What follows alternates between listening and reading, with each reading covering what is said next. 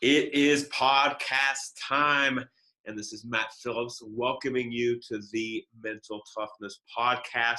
As always, excited to be with you today because I get to introduce you to Jeff Harmon.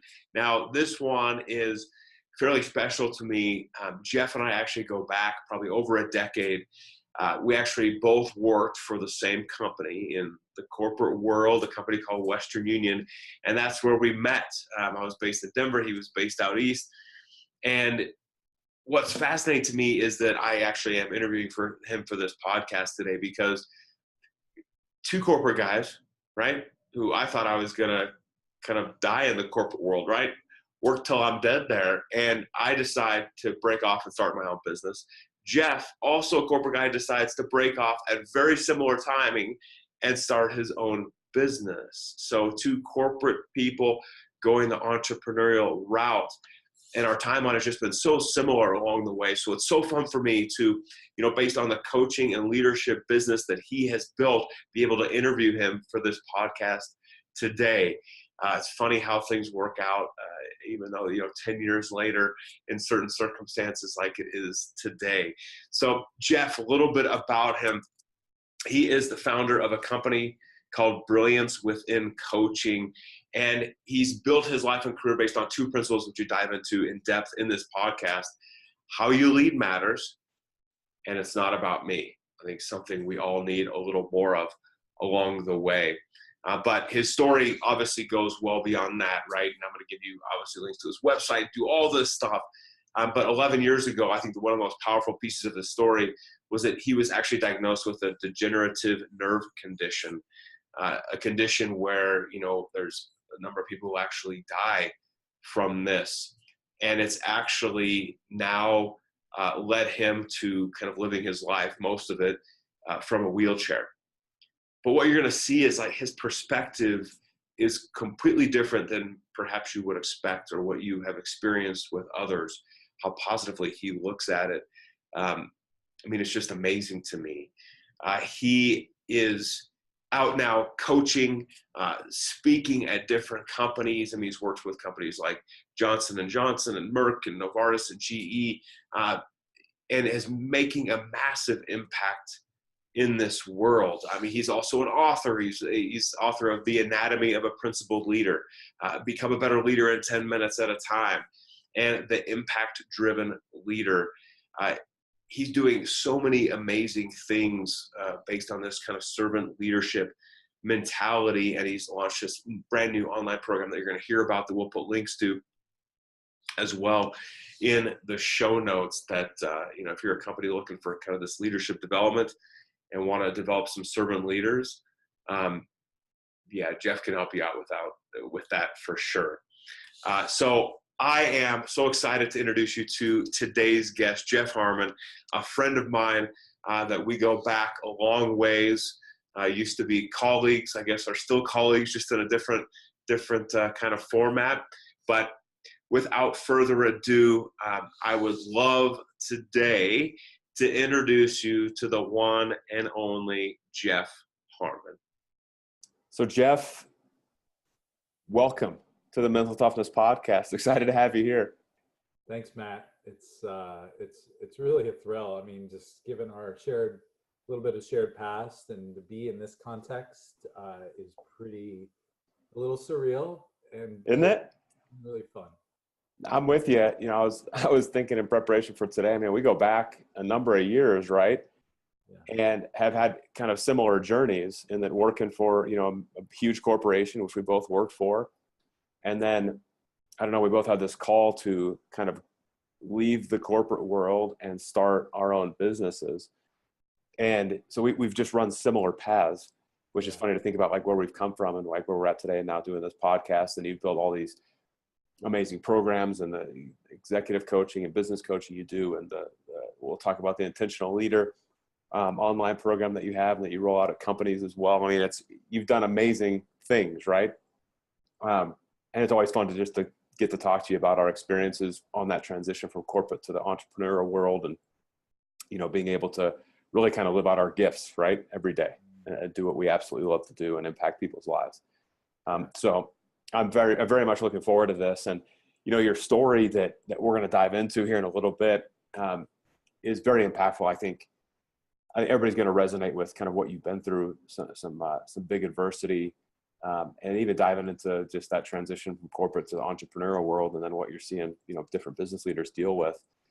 But I want to first kind of start out like I normally do on these, and just ask you. Obviously, my specialty is kind of the mindset side of things, right? How do we think and act differently? I kind of call it mental toughness, all this.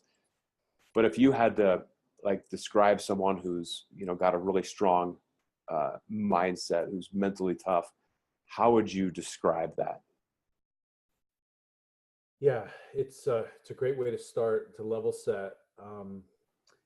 The one word that comes to mind, if I was to say what is mental toughness to me, it's choice.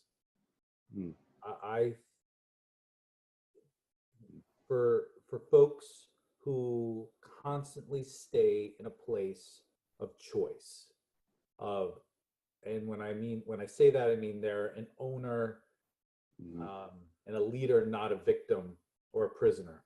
Yes. And so for me, it's just bottom line, to be mentally tough is to stay in a place of choice, even in your lowest moments, to know and to have the courage to stay in that place of, I have a choice.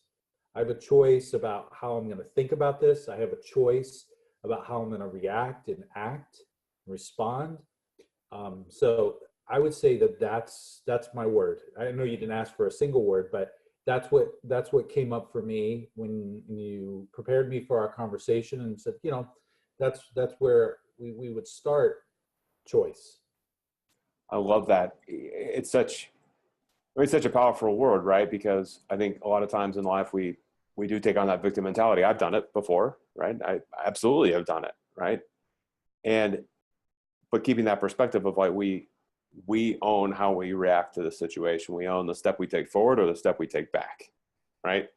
In every situation. I think that's such a powerful thing. I think the stories we hear of what you're going to hear about you is this choice that when something is thrown your way that you I don't know, you probably couldn't even have fathomed, to happen, what you did with it that's what defines you. So I love that thing. That's a great word, actually. That's a great word. Now I'm recollecting right now all the past 5 podcasts I've done, and the choices that these people have made every time to separate themselves from everybody else. It's amazing. So that's a beautiful way to describe that. Awesome. Well, you can use it. Perfect. TM, trademark it somehow. I'll get it registered, but I'm sure somebody's done that already. So, when I think of mental toughness, I know a little bit more about your story that I want to share with some people and have you talk about a little bit. But one of the big things that really sticks out is, a number of years ago, you were diagnosed with a degenerative nerve condition that basically nearly ended your life, right? And has kind of transformed how you just operate on a daily basis. Could you give the listeners kind of some insight into kind of that story a little bit? Yeah.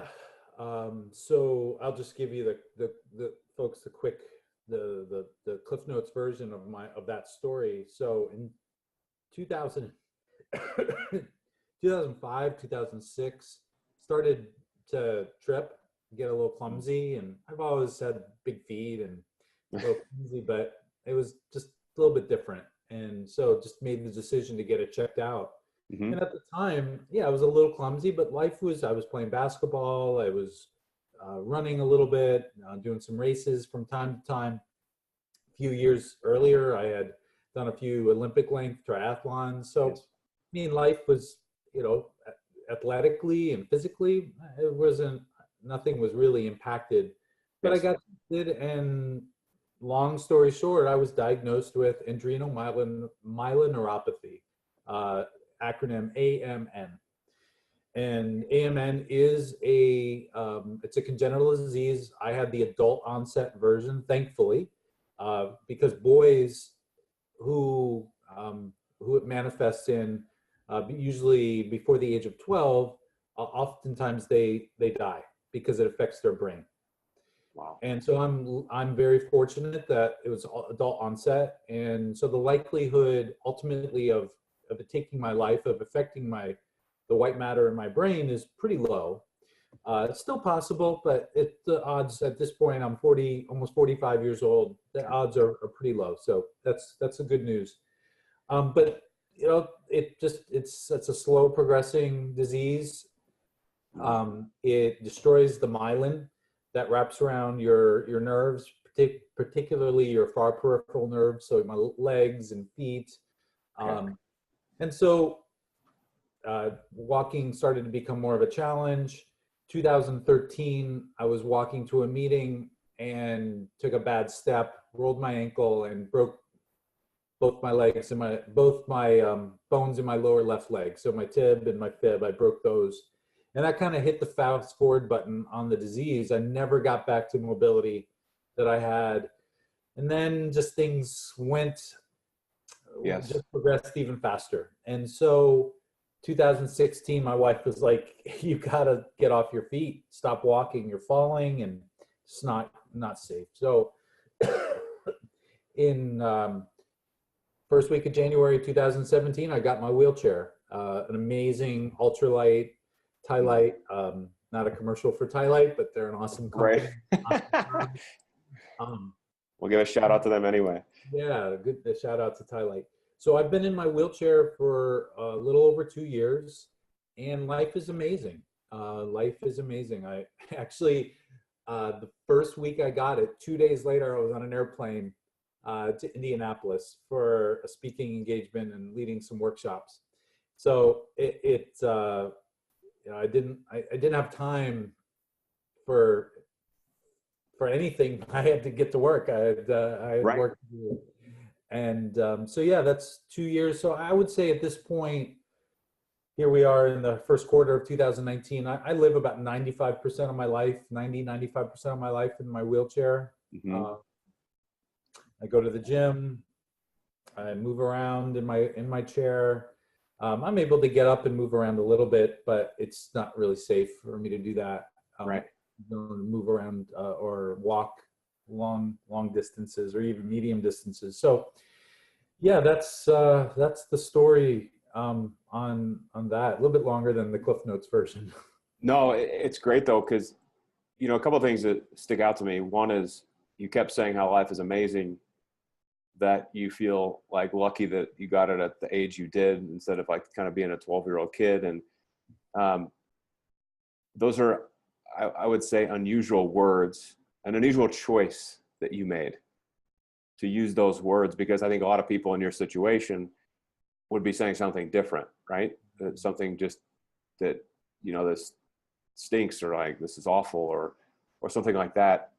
Walk me through like how, I don't know, like why do you make that choice? How do you kind of, how did you, when you found out about it, when these things happen, how did you kind of shift into like where the life is still good?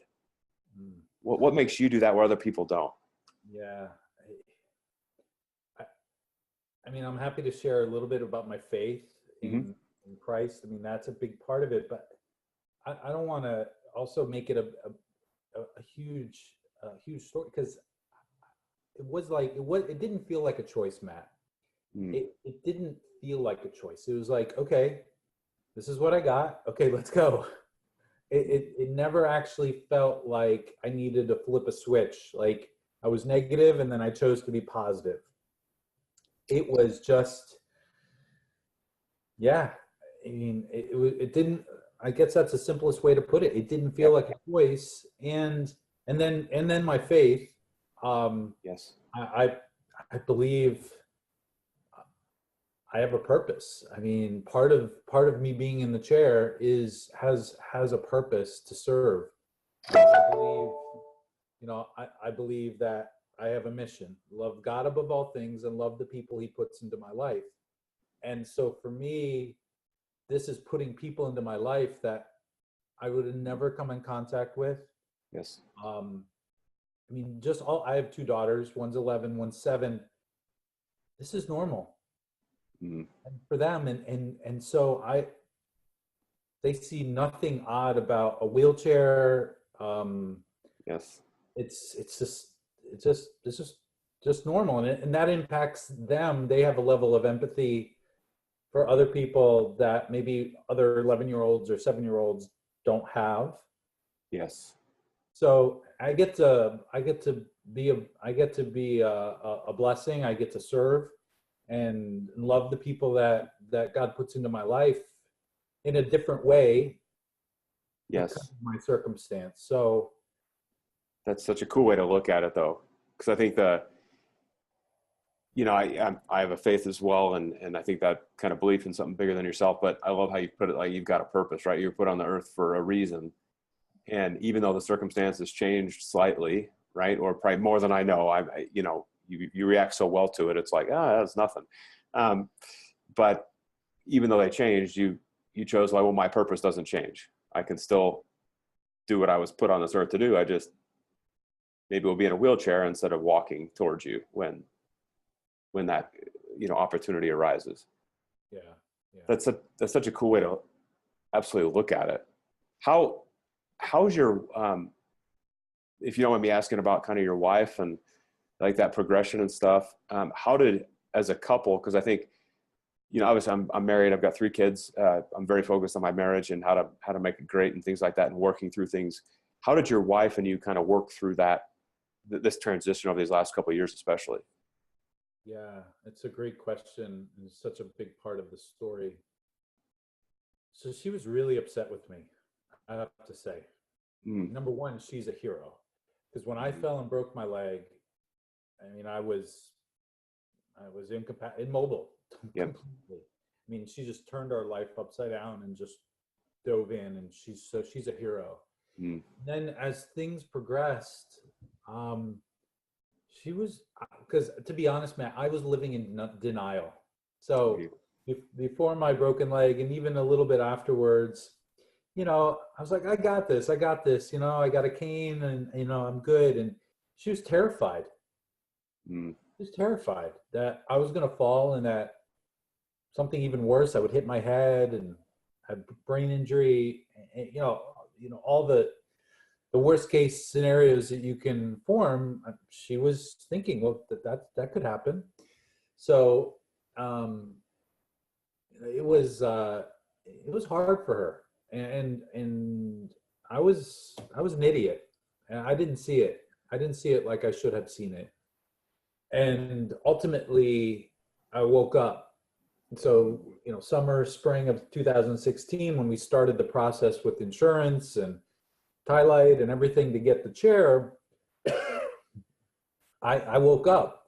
It's like, so as much as it's a great feeling of freedom and just ease with the wheelchair, for me personally, Yes. me being in this chair is such a relief for her. And so part of this choice of the transition, it was for her and for my daughters. Yes. So yeah, our relationship,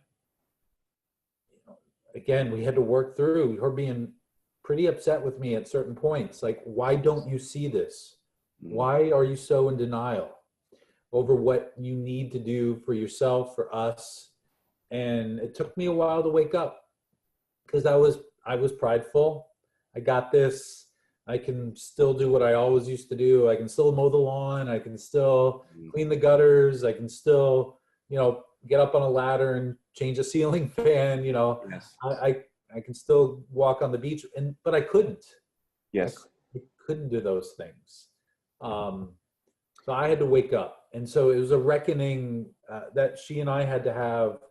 And I think coming through it, I have a lot more sensitivity about how she feels about things than I did before, which obviously empathy and sensitivity to how your spouse is feeling Yes. and how they're doing is huge to a successful marriage or any relationship for that matter. So I would say that that's been a big part of this journey is the two of us getting in line. Yeah. Well, and for you, like waking up, was it like a kind of loss of identity a little bit, in that, like, you go from walking all the time to in a wheelchair. Do you think it was identity that you were just processing through to how's this going to look? Do you think? Yeah. Yeah. It's funny. I wrote a chapter in a book. It happens to be here on my desk. It's called Thresholds. I wrote a chapter in Okay. the book, and it's called, the title of my chapter, it's called Redefining Pride. Mm. And so in that chapter, I tell the story about my identity, and because I'm standing up, I'm 6'3", I'm 225 pounds, athletic build, my height, I wasn't a super athlete. I didn't play pro or semi-pro ball like you, but I was athletic. I did stuff. Yep. So my identity was always in my height. I was always the tallest kid. I always played center and played basketball. So my identity was wrapped up in my height. Yes. How I looked and how I appeared. I can remember my wife got so upset with me. We went for our 10-year anniversary to Savannah, and this was before the wheelchair. But I had rented a scooter through a local company, and we would take pictures at historic spots.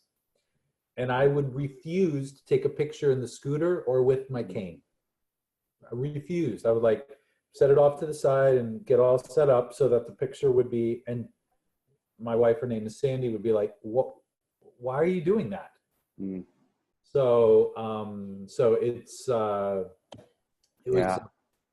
was a pretty big deal. Do you think it was what brought you through that identity? Because I think it's interesting. I think back to, there's all sorts of different points during my life, right, where you have these identity shifts, right? And I remember my first one that I talk about at certain times, especially with athletes, is that freshman year of college. I go off to college, try out for the baseball team, get cut after 2 days, mind you. And so my identity is snapped from me in 2 seconds in a conversation with 3 coaches, right? And I expected to come back to Colorado and be like, I'm a Division I college baseball player and all that stuff, right? And so I started going down this path of not making the right choices. I also had a choice, to use your words, but I chose something different. I chose alcohol. I chose partying. I chose not study, some negative things, right? And I think for me, it was my faith brought me through. Absolutely. And it was re-engaging with my faith.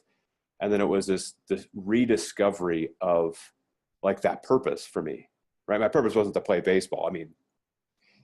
When I say that, it sounds silly even, right? To be like, yeah, my purpose is to play baseball. No, it's not to play baseball. It's to impact lives and do all these things, right?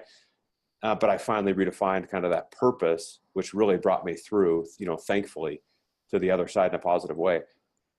Would you say that was kind of your shift? Or was it that kind of understanding and kind of re-engaging with, no, this is my purpose and here we go again? Or what do you think it was that brought you through that identity and where you're able to shift to where you're at, just more comfortable today? Yeah, I don't know that there's a magic moment where my identity shift. It's a slow redefining. It's still happening today, Matt. I'm going through a pretty big shift in my life right now, of where do I get my identity? What is my identity? And yes. I have days where I spiral when things don't go well, and in my business, and somebody doesn't respond the way I wanted them to, or my calendar is not full, so I'm a big fat loser. So yes. So it's my identity is this is if I think about that period of time, 2013 to 2017 ish, that 3 to 4 year period, I think it was just a wake up. I am impacting my ego, my pride is impacting other people negatively. Yep. I finally saw, as I said before, the pain in my wife's eyes, yes, in her heart, her fear over what might happen if I don't, as a result of my ego. Yes. So I think that if I was to name in that window of time, it's just the wake up call that my arrogance, my pride was having on other people.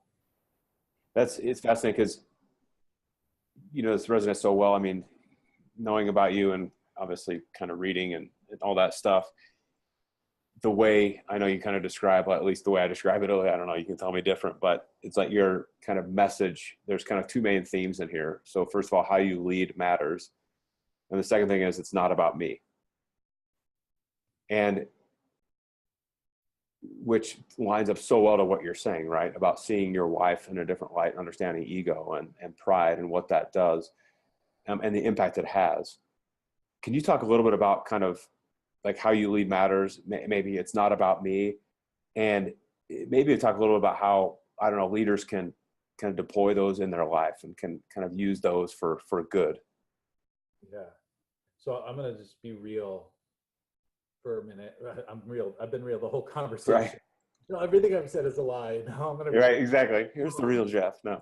When it comes to those two, I do believe deeply how you lead matters, and it's not about me. I believe deeply in that. But I don't remember the exact moment or when it was, but I remember the conversation. And so the second part, it's not about me. I was full of crap. And here's why. Because I'd stand on stage or I'd stand in front of a group of leaders and I'd preach that. I teach at church. It's not about me. So I talked a good game, but I can remember the conversation with my wife. She actually said that to me or reflected it on me. She goes, "You teach about this stuff, but you don't do it here." And it was around this subject. And so I talked a good talk. And in some parts of my life, I walked the walk, but not in all that's why I say I was full of crap. Because I wasn't in full integrity with that second part of that phrase. Yes. Of not about me. I teach it, talk about it, coach it, but I wasn't fully living it. And yeah, so just to be real with you, because it's well, I think it's so interesting. Like, and I think we all do this. I've done it before where you'll say like, "Oh, you should be doing this," and then it's that whole realization, like, am I practicing what I'm preaching, right? Or if they were to come analyze my life, would I be close to 100% following my own advice, right? And I think that's the whole.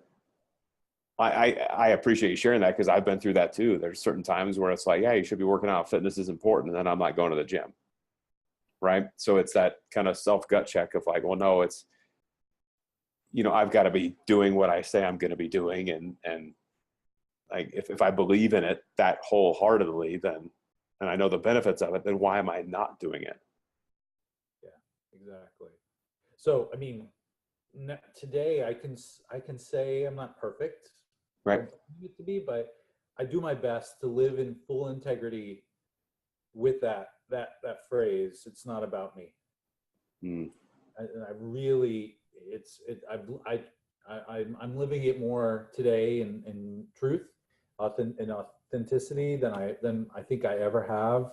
Yes. So I do stand by those two phrases: how you lead matters, and it's not about me. And I truly believe in all areas of life, not just leading in an organization, but that those two phrases, it's not, again, some magic bullet. There's lots of elements to life, lots of factors, but I think taken seriously, those two phrases are the cornerstone to peace, contentment, service, leadership.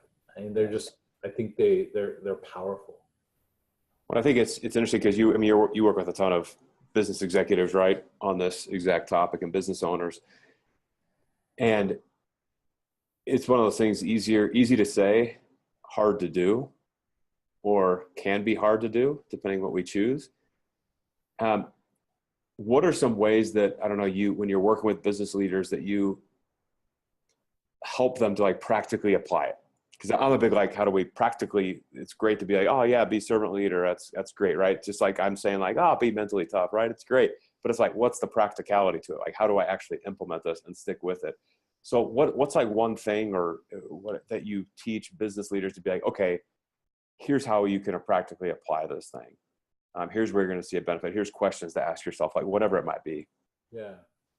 Well, I will sneak in here some mindset stuff and Please. deeper stuff. But I will answer your question about practical, because I just posted a video on LinkedIn on this morning. Good timing, man. Yeah. It wasn't set up, I promise. So the underlying thing is fear, in my estimation, that stops people from stepping into a new way of thinking about how they lead and how they show up. Mm. We live in a wild, crazy world. It's beautiful in many respects, but it is messed up in many respects, and yes. Really just confusing, can be very confusing. And so as I coach people, as we talk, I try to unpack where is fear showing up and how is it holding you back? So that has practical ramifications. Yes. But that's for whether you're talking about mental toughness or servant leadership in general. It really is an important place to camp out and to really look at the role that fear has in your life. And that's an ongoing thing. It's not let's do a 2-hour session on fear and then you're done, you're clean, and you're moved on. It's a constant thing. I deal with fear every day. Yep. We all do. So going back to your original question, the axiom I taught this morning in a short video was talk a little less, listen a little bit more, and ask a few more questions. I love that. And so it's a simple way to start. Yes. To start to put the focus on someone else besides yourself. So just talk a little less. I'm not telling you not to talk, but just talk a little less, listen a little bit more, and ask a few more questions. I love that because it's one of those things it almost makes me think of like, do I tell people what to do? So am I feeding them fish or am I teaching them how to fish concept, right? So by talking less, listening more, and asking a few more questions, you can actually probably help that person get to the answer they need to, empower them in like a leadership role. Or if they still need, if they still need help, that you've got a deeper understanding of how to help that specific person be successful. Yeah. And here's the fear. I'll just layer it in there because it's really practical. So the reason why people can't be quiet and just listen is because they're afraid. Mm-hmm. They're afraid they won't look good. They're afraid they won't have the answer. They're afraid to be embarrassed or look inferior if they don't have the answer. So you can see the connections really clearly between this underlying stuff I mentioned before of fear and this simple axiom of what gets in the way. It's so true. Yeah,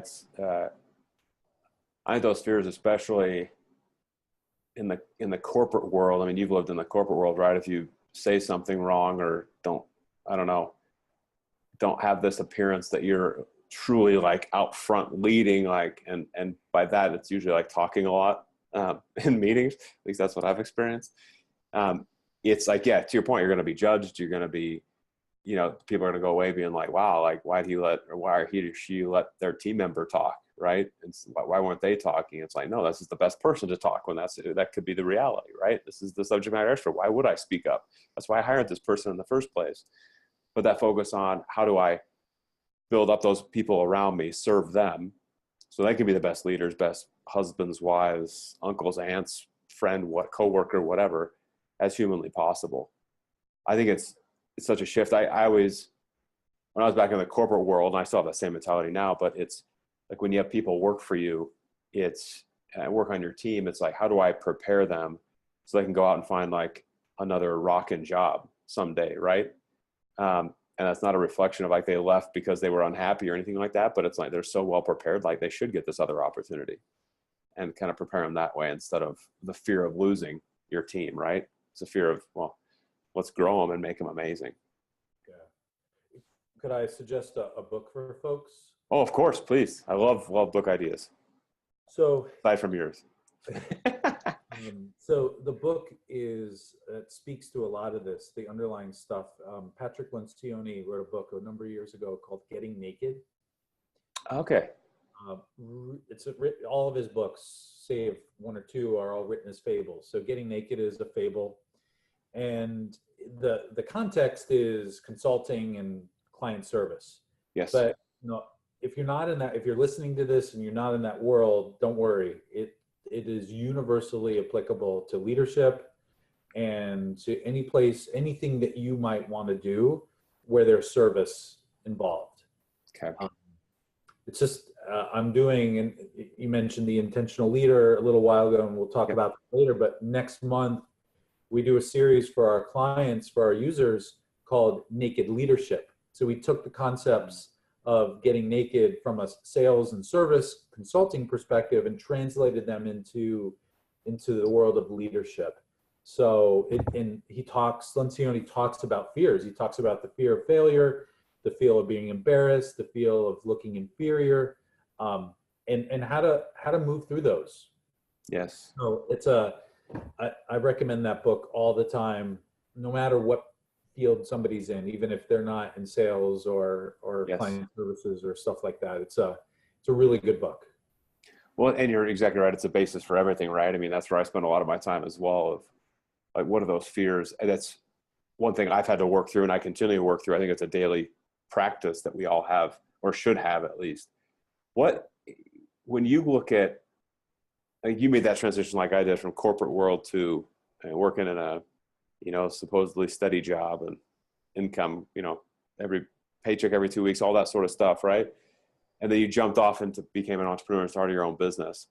What are some things that you had to work through personally upon that transition? I could tell you story after story of fears I've had to bat away and that I wouldn't look at for a very long time and deal with. But once I did, it opened up everything. Yeah. So again, I'll be honest. I don't know if I would have left on my own. So I got laid off in 2011. Yep. So I want to tell people that are listening, I mean, if you do it on free will, I just admire the heck out of you, because I don't know, had I not gotten laid off in 2011, if I would have ever had the courage to do it. So that's again, I want to be real with everybody who's listening, with you, Matt. But that happened. So that is how it happened. I was laid off. Now I did choose to go forward. I could have gone and gotten another job. Actually, 2 weeks later, they offered me a job. So I wasn't laid off because of performance. I was laid off because, the corporate machine decided to reorganize some things. And so I got laid off. So I do acknowledge I chose this path when I could have taken that job they offered me or gone and found the next job. But, sometimes we need those moments, outside of ourselves to say, okay, push. And I remember the day I got laid off, it's a punch in the gut, shot to your ego. It took about 2 hours, and I remember looked up and I said, okay, God, let's go. Because I had already started to put things in place so I could do my leadership work and coaching. But I said, all right, let's do it. Let's do it. And so that first year, 2 years, it was formative. when we lose everything. I mean, irrational fears. My wife has a good job. She's a high school math teacher, you know, good benefits. And so we're not going to lose everything, but irrational fears, like I'm going to lose everything. Yep. I'm going to live under a bridge.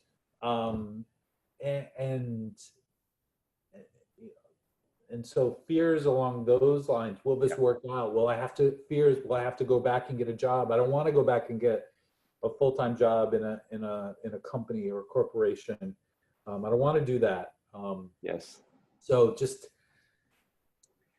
I mean, I'm through that with a lot of support. My faith took a different shape in that time, and it continues to evolve and grow. So yeah, it's, you know, so the fears they're all around us. I find it, and it's, oh, you're exactly right. Up and down. Right. And I found it really interesting because I think there's this, I don't know, sexiness and appeal out there right now of like, you know, leave your job and start a company, and, you know, it'll give you all this freedom and all this stuff. And I'm not saying that's untrue, but what at least I've experienced is kind of be careful what you ask for type thing, and understand what you're getting into. So it could be the greatest thing in the world. So not to deny anybody from doing that, but it's also understand what you're getting into. And the thing I found, as well as you, is I had that same fear, right? That fear still crops up, right? When I talk, you know, being mentally tough or having a strong mindset, it's, you know, when that fear crops up, the quicker you kind of set it to the side or kind of bat it away and get back on track, right? To what you know is true, the better off you're going to be, right? You're going to create that momentum going forward. And like you, I had those thoughts of like, oh my gosh, I'm going to lose everything. And, you know, I'll never be able to crawl out of this, which is completely untrue. I had those fears of, you know, what are other people going to think and say about me, right? So the whole judgment thing, I was worried about being judged. And if someone doesn't agree with what I say or do, like, it's like almost like end of the world. It's probably worse than losing everything, right?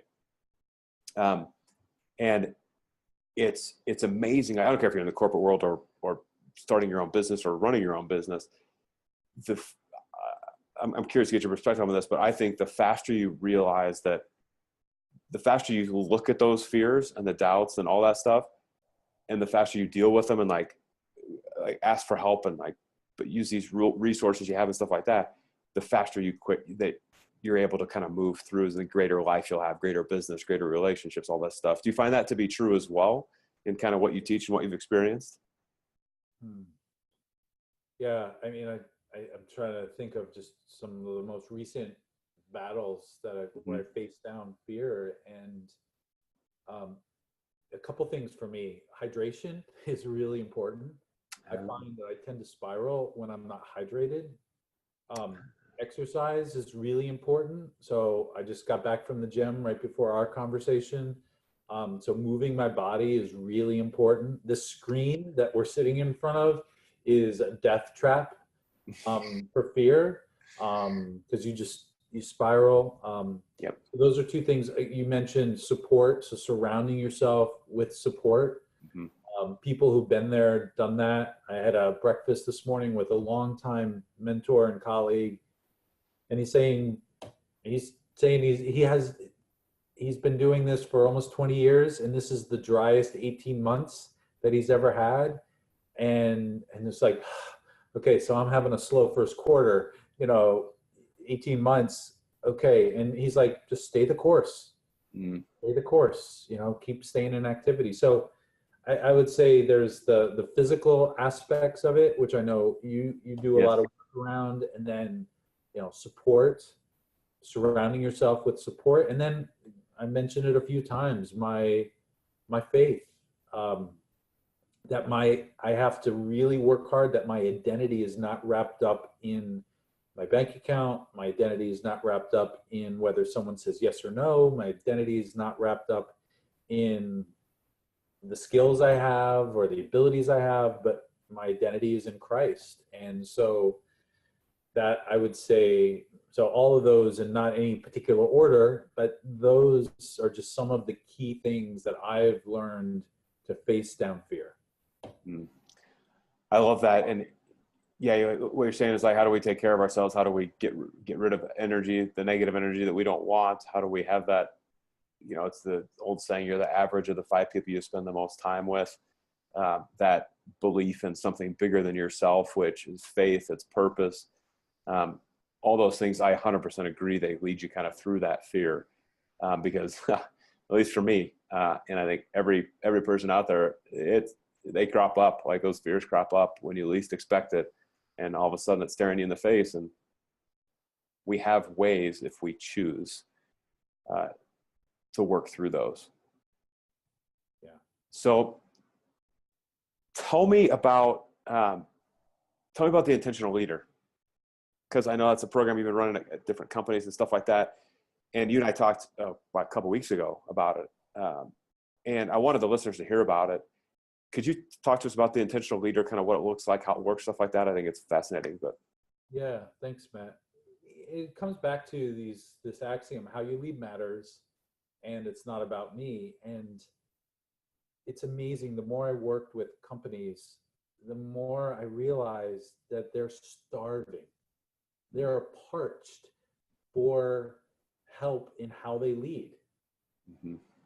And a lot of times most of the time they're underserved. Leaders inside any organization of any size, of any type, they're largely underserved when it comes to having the ability to, or the skill set to lead, or the mindset to lead. And so I set out the beginning of last year, beginning of 2018, to come up with a solution. Like, that's not right.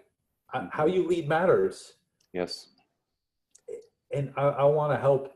I have a vision by 2022 to help equip and mobilize 100,000 leaders.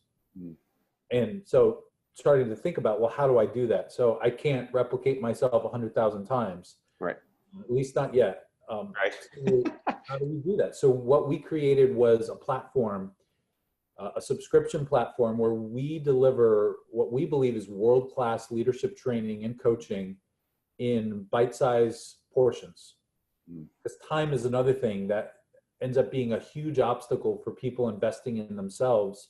Yes. And getting training and making coaching available to them. So we deliver bite-sized portions of leadership training on a weekly basis, 11 o'clock every Tuesday, 11 a.m. Eastern time. Every Tuesday, we release a new lesson, and that can be gotten through in 10 minutes or less.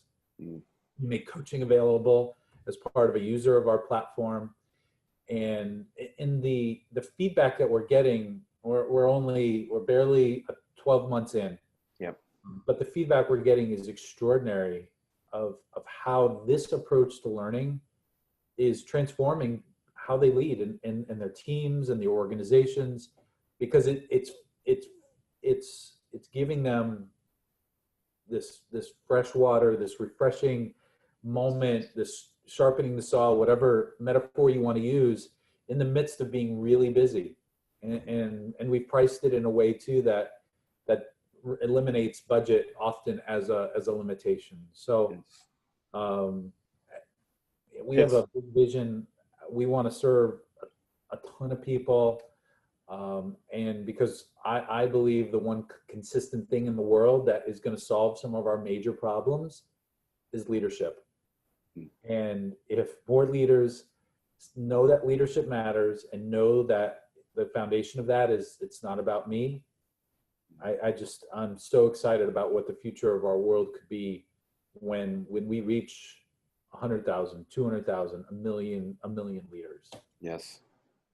Well, that's such a fabulous mission, and I'm going to make sure to put, get all links from you and put in the show notes and in the blog on the website and stuff like that to point people towards this. Because I think you're right. It's this, I think people are begging for help, and once we have that, that's what I love about your mission. It's this selfless leadership. It's focused on the other person sitting across from you or sitting next to you.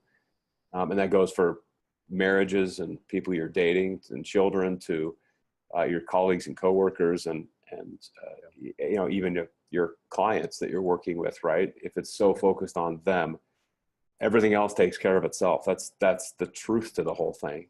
So I love what you're doing with that. And especially the way you've packaged it. I think it just makes perfect sense, right? What are the bite-sized pieces that people can actually apply? Like that's what people want. Like theory's great. Like, I'm putting out my new online program next. Yeah. Depending when I roll this out, it's probably going to be out, but, and it's focused on what are the small things that you can do consistently that like actually make sense. And you're doing the exact same thing from a leadership perspective, which is brilliant, man. It's brilliant. Thank you. Thanks. Dude, this is awesome. I know I'm up on time, so I'm gonna be aware of your time, so you can get back to your family and go enjoy the rest of the weekend here. Now that you're all like ripped and pumped up from the workout and stuff like that, feeling good. No fear, no stress right after that. So I'll put, like I said, everybody links to this intentional leader. He's got a book called The Anatomy of a Principal Leader as well.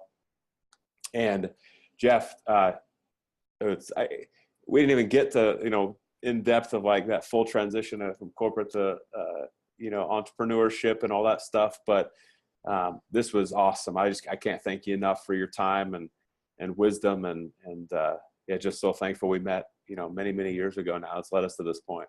Yeah, I'm really grateful to have a place to be real. I mean, our world is just so vacant of realness, like realness. And so I'm really grateful that you have this place that we can just be real and let people look in on our conversation and hopefully be inspired by that. So thanks for creating this forum. No, I appreciate you, man. We'll be in touch very soon. All right, bud. Cool. Thanks, Jeff.